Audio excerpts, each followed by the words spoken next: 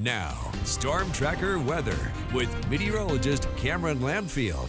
Good morning, everyone, and happy Friday. We're still sitting in a gloomy and dreary valley fog right now, here in Eugene at least. But let me go ahead and take you on a trip to a couple other places. Here's what it looks like in Eugene with our live camera right now, but I'm going to go ahead and show you now a sort of familiar sight at this point. It's been like this the whole week. So cutting from Eugene over to the coast. And of course, it is absolutely a different story out there.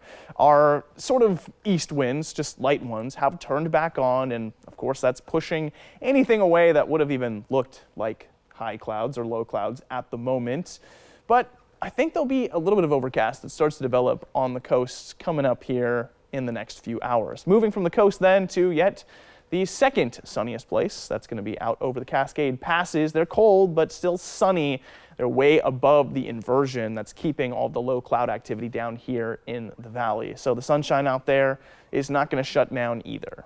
Now, moving forward into the stormcast, I was talking about the high cloud coverage that I expect to develop as basically overcast, and that's what we're seeing right here.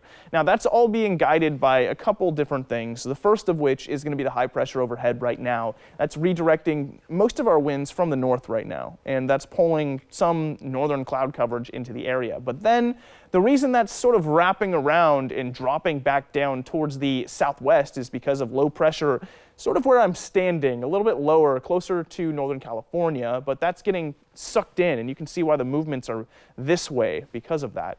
And by 1:30, we've got that deck essentially everywhere except for Corvallis, and it continues to push by the remainder of the day. So once we do start to see that cloud coverage, it's not going to be going away until we get into sundown.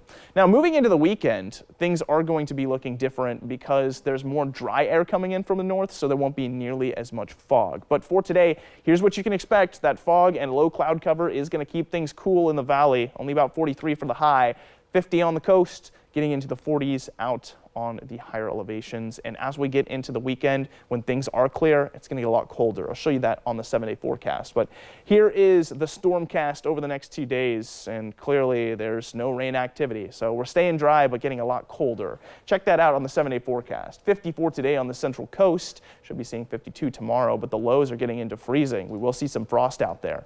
Umpqua Basin at 43 today, sitting at 40 straight for the next 3 days with 28 as the low every day.